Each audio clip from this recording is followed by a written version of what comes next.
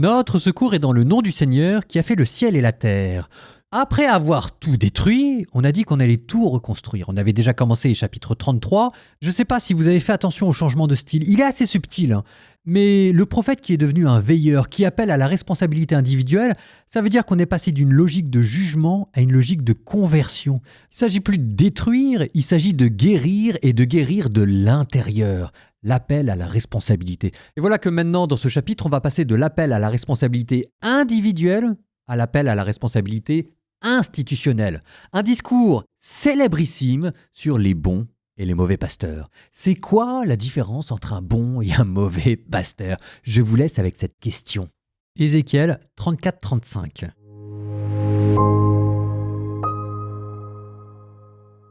La parole du Seigneur me fut adressée. Fils d'homme, prophétise contre les bergers d'Israël, prophétise. Il leur dira, ainsi parle le Seigneur Dieu. Quel malheur pour les bergers d'Israël qui sont bergers pour eux-mêmes. N'est-ce pas pour les brebis qu'ils sont bergers? Vous, au contraire, vous buvez leur lait, vous vous êtes habillés avec leur laine, vous égorgez les brebis grasses, vous n'êtes pas bergers pour le troupeau. Vous n'avez pas rendu des forces à la brebis chétive, soigné celle qui était malade, pansé celle qui était blessée. Vous n'avez pas ramené la brebis égarée, cherché celle qui était perdue, mais vous les avez gouvernées avec violence et dureté. Et elles se sont dispersées, faute de bergers, pour devenir la proie de toutes les bêtes sauvages. Mon troupeau s'égare sur toutes les montagnes et toutes les collines élevées. Mes brebis sont dispersées dans tout le pays. Personne ne les cherche, personne ne part à leur recherche. C'est pourquoi, berger, écoutez la parole du Seigneur. Par ma vie, oracle du Seigneur Dieu, puisque mon troupeau est mis au pillage et devient la proie des bêtes sauvages, faute de berger, parce que mes bergers ne s'occupent pas de mon troupeau, parce qu'ils sont bergers pour eux-mêmes, au lieu de l'être pour mon troupeau, eh bien, berger, écoutez la parole du Seigneur. Ainsi parle le Seigneur Dieu. Me voici contre les bergers. Je m'occuperai de mon troupeau à leur place. Je les empêcherai de le faire paître, et ainsi ils ne seront plus mes bergers. J'arracherai mes brebis de leur bouche, et elles ne seront plus leur proie. Car ainsi parle le Seigneur Dieu, voici que moi-même je m'occuperai de mes brebis et je veillerai sur elles. Comme un berger veille sur les brebis de son troupeau quand elles sont dispersées, ainsi je veillerai sur mes brebis, et j'irai les délivrer. Dans tous les endroits où elles ont été dispersées un jour de nuages et de sombres nuées, je les ferai sortir d'entre les peuples, je les rassemblerai des différents pays, et je les ramènerai sur leurs terres. Je les ferai paître sur les montagnes d'Israël, dans les vallées, dans les endroits les meilleurs.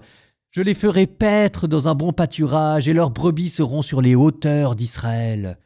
Là, mes brebis se reposeront dans de belles prairies, elles brouteront dans de gras pâturages sur les monts d'Israël. C'est moi qui ferai paître mon troupeau, et c'est moi qui le ferai reposer, oracle du Seigneur. La brebis perdue, je la chercherai. L'égarée, je la ramènerai. Celle qui est blessée, je la panserai. Celle qui est malade, je lui rendrai des forces. Celle qui est grasse et vigoureuse, je la garderai, je la ferai paître selon le droit. Et toi, mon troupeau, ainsi parle le Seigneur Dieu, voici que je vais juger entre brebis et brebis, entre les béliers et les boucs. Ne vous suffit-il pas de paître dans un bon pâturage? Faut-il encore que vous fouliez aux pieds ce qui reste du pâturage? Ne vous suffit-il pas de boire une eau limpide? Faut-il que vous troubliez le reste avec vos pieds? Ainsi mes brebis doivent paître dans ce que vos pieds ont foulé, et boire l'eau que vos pieds ont troublée. C'est pourquoi ainsi parle le Seigneur Dieu. Voici que moi-même, je jugerai entre la brebis grasse et la brebis maigre, parce que vous avez bousculé du flanc et de l'épaule toutes celles qui étaient malades, et que vous leur avez donné des coups de corne jusqu'à les disperser hors du pâturage. Je viendrai au secours de mes brebis, et elles ne seront plus une proie. Je jugerai entre brebis et brebis, je susciterai à leur tête un seul berger. Lui les fera paître. Ce sera mon serviteur David. Lui les fera paître. il sera leur berger. Alors moi, le Seigneur, je serai leur Dieu, et mon serviteur David sera prince au milieu d'elles. Je suis le Seigneur, et j'ai parlé. Je conclurai avec mes brebis une alliance de paix. Je supprimerai du pays les animaux féroces. Elles habiteront en sécurité dans le désert et domineront dans les forêts. Je ferai d'elles une bénédiction aux alentours de ma colline. Je ferai tomber la pluie en sa saison, et ce seront des pluies de bénédiction. L'arbre des champs donnera son fruit, et la terre donnera ses produits. Tous seront en sécurité sur leur sol, et ils sauront que je suis le Seigneur, quand je briserai les barres de leurs joues, et que je les délivrerai de la main de ceux qui les asservissaient. Ils ne seront plus la proie des nations, et les bêtes de la terre ne les dévoreront plus. Ils habiteront en sécurité, sans personne pour les faire trembler. Je ferai croître pour eux une plantation renommée. Il n'y aura plus dans le pays de gens emportés par la famine. Les nations ne leur feront plus subir de déshonneur. Alors ils sauront que je suis le Seigneur leur Dieu, avec eux, et qu'ils sont mon peuple, la maison d'Israël, oracle du Seigneur Dieu. Vous, mes brebis, les brebis de mon pâturage, vous êtes des humains, et moi, je suis votre Dieu, oracle du Seigneur Dieu. La parole du Seigneur me fut adressée. Fils d'homme, dirige ton regard vers la montagne de Séhir et prophétise contre elle. Tu lui diras, ainsi parle le Seigneur Dieu, me voici contre toi, montagne de Séhir. J'étendrai la main contre toi, je ferai de toi une solitude désolée. Je mettrai tes villes en ruine. Toi-même tu deviendras un lieu désolé, alors tu sauras que je suis le Seigneur. Parce que ton hostilité a été perpétuelle et que tu as livré les fils d'Israël au pouvoir de l'épée, au temps de leur débâcle, au temps de la dernière de leurs fautes, oracle du Seigneur Dieu, je te mettrai à sang, et le sang te poursuivra. Puisque tu n'as pas haï le sang te poursuivra. Je ferai de la montagne de Séhir une solitude désolée. J'en retrancherai ceux qui la parcourent en tous sens. Je remplirai de victimes ces montagnes. Sur tes collines, dans tes vallées, dans tous tes ravins, tomberont les victimes de l'épée. Je ferai de toi une désolation perpétuelle, et tes villes ne seront plus habitées. Alors vous saurez que je suis le Seigneur. Parce que tu as dit, les deux nations et les deux pays seront à moi, nous en prendrons possession, alors que le Seigneur est là, eh bien par ma vie, oracle du Seigneur Dieu, je te traiterai selon la colère et la jalousie dont tu as fait preuve dans ta haine pour eux. Pour eux je me ferai connaître, par la manière dont je te jugerai. Alors tu sauras que je suis le Seigneur. J'ai entendu toutes les insultes que tu as proférées au sujet des montagnes d'Israël. Elles sont un lieu désolé. Elles nous sont données en pâture. Vous l'avez pris de haut avec moi. Vous vous êtes répandus en paroles contre moi. J'ai bien entendu. Ainsi parle le Seigneur Dieu. Alors que tout le pays se réjouira, je ferai de toi une désolation. Tu te réjouis de ce que l'héritage de la maison d'Israël est une désolation? Je te rendrai la pareille. Tu deviendras une désolation.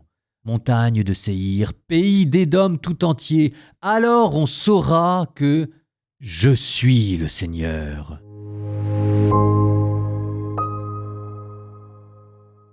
Je reprends ce discours sur les bons et les mauvais pasteurs.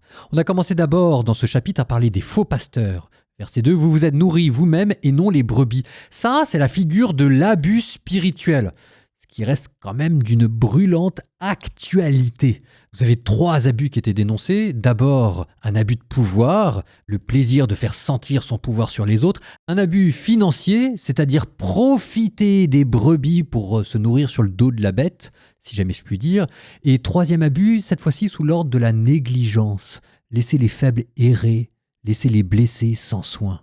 Alors elle est où la pointe de ce chapitre? Elle est peut-être là, écoutez. Alors, il faut croire qu'à force de dénoncer les mauvais pasteurs, Dieu a compris la leçon, il a dû se dire que c'était peu probable un jour que les humains deviennent des bons pasteurs, et donc la nouveauté, il dit qu'il sera lui-même le garant des institutions humaines et religieuses. Il va se faire le berger. voici que moi-même je m'occuperai de mes brebis. Verset 11. Je le redis, c'est une nouveauté. Dieu se pose lui-même maintenant comme garant des institutions religieuses. Alors que Dieu se compare à un berger, c'est pas nouveau et ça se retrouve même dans d'autres religions.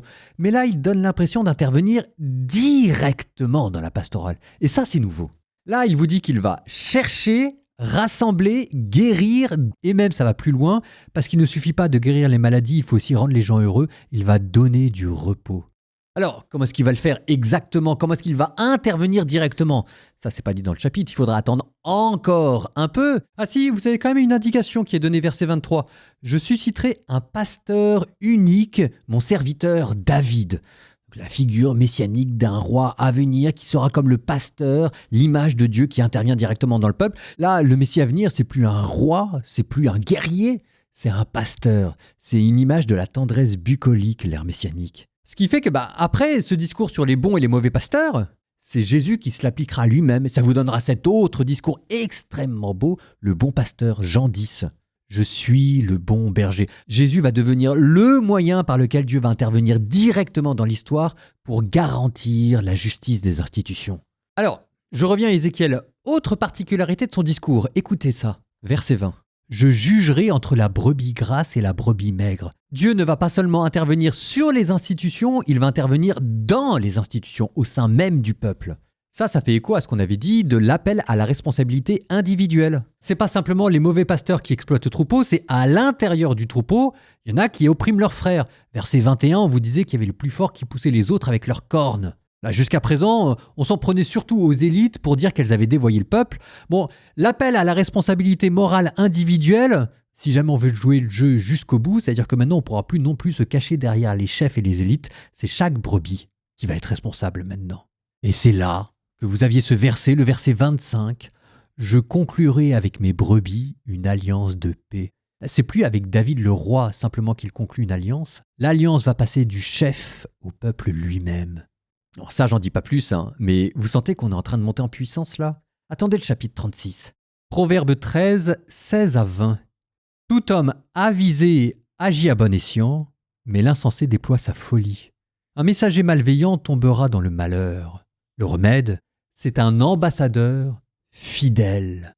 Misère et mépris à qui refuse l'éducation. Gloire à celui qui tient compte des avertissements. Un désir comblé est bien doux pour l'âme. Les insensés ont horreur de s'écarter du mal. Qui fait route avec les sages deviendra sage, qui fréquente les insensés tournera mal. »